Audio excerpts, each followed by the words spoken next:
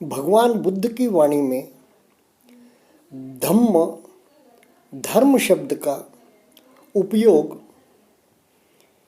किस लिए किया गया है, उसका अर्थ क्या है और उसे किस अर्थ में अलग अलग संदर्भ में उपयोग किया गया है, यह देखना बहुत ही रोचक होगा और साधक के लिए यह तो अनिवार्य है।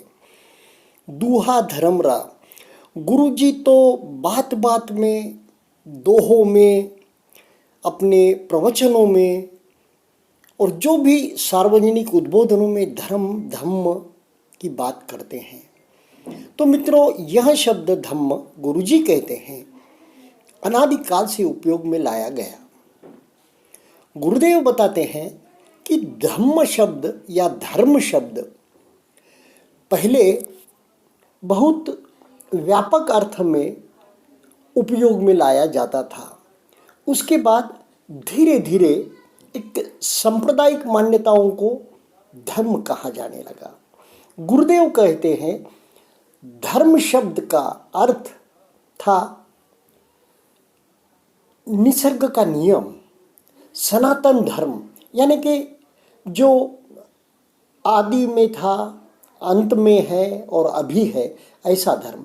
तो निसर्ग का नियम, उसे गुरुदेव धर्म कहते थे, जो कि सार्वजनीन है, सब पर लागू होता है। दूसरे अर्थ में धर्म शब्द का उपयोग किसी विशेष वस्तु, व्यक्ति, परिस्थिति के गुणों के लिए किया गया। उसके जो विशेष प्रकार की, जैसे अग्नि का धर्म जलना जलाना है, इस अर्थ में लिया गया। और तीसरा धर्म का अर्थ जो मन पर जो छाया है, चित्त पर जो उभरा है, विचार, विकार, वितर्क, उसे धर्म कहा गया। तो यह शब्द का उपयोग गुरुजी जब करते हैं, भगवान बुद्ध जब करते हैं अपने उद्बोधनों में, अपने दोहों में, तो इसकी अलग अलग छटा होती है। वह छटा उस वक्त हमारे ध्यान में आ जानी चाहिए, तो हमारी साधना सही मार्ग पर चल सकती है। वरना इसका अगर हम गडर मडर हो गए उपयोग में धर्म शब्द के, तो हम कुछ कंफ्यूज हो जाएंगे या कुछ मन में अलग तरह की भावनाएं उत्पन्न हो जाएगी। जैसे बार बार गुरुजी धर्म धर्म कहते थे, तो मुझे लगता था भाई अब क्यों कह रहे हो बार बार धर्म धर्म, ध्यान कहो सीधा सीधा। तो वैसी बात नहीं है। अष्टांगिक मार्ग भी धर्म है, धम्म है। और गुरुदेव कहते हैं वैसे निसर्ग के नियम भी धर्म है। और गुरुदेव कहते हैं किसी व्यक्ति, वस्तु या किसी का गुणधर्म, यह भी धर्म है। तो जब हमें धर्म का अर्थ लेना है, तो वह परिस्थिति, वाक्य का संदर्भ और कहाँ कहा गया है, किस संदर्भ में कहा गया है, उस हिसाब से उस शब्द का अर्थ लेना चाहिए। क्योंकि कालोग में शब्द के अर्थ बदल जाते हैं, कालोग में संदर्भ बदल जाते हैं, कालोग में समझना बदल जाता है। उस व्यक्ति ने किस अर्थ से कौन सा शब्द प्रयुक्त किया और आज हम किस अर्थ से कौन सा शब्द समझ रहे हैं। मगर गुरुदेव तो साधक है, परम साधक है, तो उन्हें तो जैसे कुछ किसी शब्दों का जो विद्वानों ने उपयोग किया है, पाली शब्दों का या साधना के शब्दों का अर्थ, वे विद्वानों ने जो अपने अनुसार आज तक अर्थ किए, उससे कुछ भिन्न अर्थ भी है। यह गुरुदेव के कान में जैसे कुछ भगवान बुद्ध आकर कह रहे हैं, ऐसा लगता है। जैसे गुरुदेव भी हमें कहते हैं कि तुम साधना करते जाओ, तुमको उन शब्दों की कुंजी, उन शब्दों के अर्थ अपने आप खुलते जाएंगे। तो ये धर्म शब्द के बारे में हम बात कर रहे थे। तो इसमें एक दोहा मुझे बहुत प्रिय लगा, वही है, धर्म जगे तो सुख जगे, धर्म जगे तो सुख जगे, मुक्ति दुखों से होए, कर्मों के बंधन कटे, ग्रंथि विमोचित होए। उसी अर्थ का दूसरा, धर्म जगे तो सुख जगे, हरखित पुलकित होए, अंतर की गांठे खुले, मानस निर्मल होए। तो यहाँ इन दो दोहों में गुरुदेव ने धर्म जगे तो सुख जगे, यानी कि धर्म जगे तो अष्टांगिक मार्ग जगे, ध्यान साधना शील समाधि प्रज्ञा जगे, ओके बराबर है।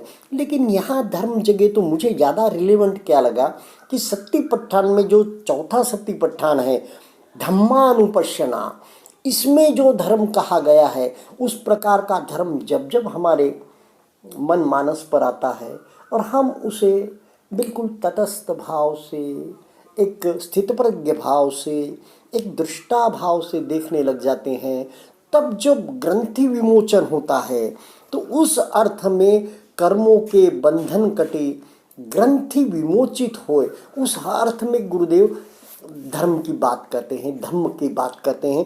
तो धम्मानुपश्यना में कौन से धर्म बताए गए हैं जो मन में उदित होते हैं, और वे धर्म मन में उदित होने पर, विकार उत्पन्न होने पर, विचार उत्पन्न होने पर, वितर्क उत्पन्न होने पर व्यक्ति जब उसे देखता है, उसे समझता है, बस प्रतिक्रिया नहीं करता, तो वह ऑटोमेटिक वह धर्म हमारे लिए कल्याणकारी हो जाते हैं और दुख मिटाने वाले बन जाते हैं। तो ऐसे कौन से हैं धम्मानुपश्यना में क्या क्या कहा गया है? पहला आता है निवरण पर्व, निवरण पब। उसमें क्या कहा गया है? काम वासना भी जागेगी, क्रोध भी जागेगा, द्रोह जागेगा, यानी कि काम वासना, व्यापाद यानी कि काम या फिर राग और द्वेष जागेगा, उसे भी हमें तटस्थ भाव से देखना है। यानी कि ये भी धम्म है, यह जागते हैं, यह जागने पर ही इनकी निर्जरा होती है। उसके बाद क्या? स्त्यान मृद यानी कि तन मन का आलस। फिर क्या बोलते हैं? औद्धत्य क्रोकृत्य यानी कि उद्वेग खेद, यह भी जागता है साधना करते हुए। फिर क्या जागता है? विचिकित्सा, संदेह, धर्म के मार्ग के बारे में संदेह, और भी कुछ बात धर्म की जो बातें उनके विषय में संदेह जागते हैं, ये जागते हैं साधना करते हुए, इन्हें भी धम्म कहा गया है। उसके बाद में स्कंद पर्व आता है। इसमें क्या क्या स्कंद है? 5 स्कंद है, जिनमें शरीर का एक स्कंद है, फिर जो हमारे वेदना है और विज्ञान है, तुम्हारे संस्कार है, संज्ञा है, ये स्कंद पर्व में आता है।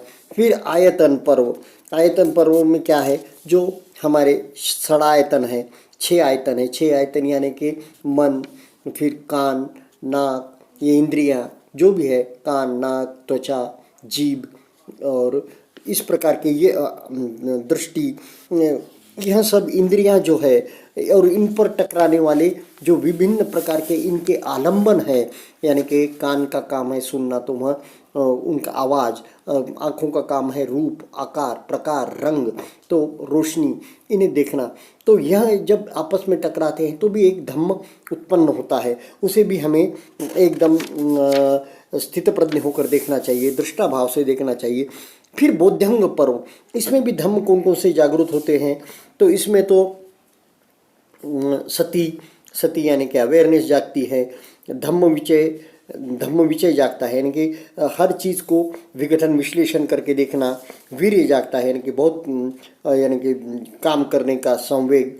प्रीति प्रमोद जागता है, और फिर उसके बाद प्रशब्दि भी जागती है, तो यह भी धम्म है। समाधि जागती है, उपेक्षा जागती है, यह भी धम्म है। तो ये सारे धर्म जागते हैं, ये जागते हैं जब ग्रंथि विमोचन होता है, इसलिए खुशी, इसलिए अच्छा मालूम होता है, आनंद महसूस होता है। फिर धम्मानुपश्यना में ही आता है सत्य पर्व, 4 आर्य सत्य। दुख है, दुख का कारण है, दुख का निवारण है, दुख निवारण का मार्ग है। तो मित्रों, यह 4 प्रकार के धर्म, आर्य सत्य भी धम्म है। ऐसे प्रकार के धम्म उदित होते हैं जब साधना को बढ़ता है साधक, विभिन्न प्रकार के हमारे मन में धम्म उदित होते हैं और साधक दृष्टा भाव से उन्हें देखता है। मित्रों, और एक कहा गया है, एक बुढ़िया भगवान बुद्ध के पास आती, तो वो पूछती, मुझे संक्षेप में कहिए कि धर्म क्या है। अब भगवान तो जानते हैं सबके लिए कौन सा मार्ग किसे देना है, तो उसका जीवन देखकर, उसकी शारीरिक स्थिति देखकर भगवान कहते हैं, सब पापस्य अकरणम कुशलस्य उपसंपदाम, यही धर्म है। तो सभी पापों का न करना, सभी प्रकार के पापों का न करना और कुशल कर्म करना, यही धर्म है। भगवान उसे समझाते हैं। कुशल कर्म यानी शील, समाधि, प्रज्ञा, या जिसे हम कहें शील में जो आते हैं कि वाणी का सत्कर्म, वाणी झूठ न बोले, निंदा न करे, उसी प्रकार व्यभिचार न करे। उसी प्रकार शील में हमारा आता है कि किसी का अदिन्ना दान न ले, किसी की चोरी न करे। इस प्रकार यह जो धर्म सिखाए, तो भगवान ने उन्हें कहा कि सब पापस्य अकर्णम, किसी को अपाय हो ऐसे कोई काम नहीं करना, अहिंसा में रहना, हिंसा नहीं करना। तो यह भगवान ने उसे समझाया। उसी प्रकार का कहा गया है। भगवान व्यास क्या कहते हैं, अष्टादश पुराणेषु व्यासस्य वचनद्वयम् परोपकाराय पुण्याय पापाय परपीडनम। उसी प्रकार भगवान वेद व्यास धर्म का उपदेश करते हैं कि पूरे 18 पुराणों में सिर्फ 2 ही वाक्य है कि परहित सरिस धर्म नहीं भाई, पर पीड़ा सम नहीं अधमाई। तुलसीदास जी अपने श्री रामचरितमानस में कहते हैं। सभी बातें सही है, संत लोग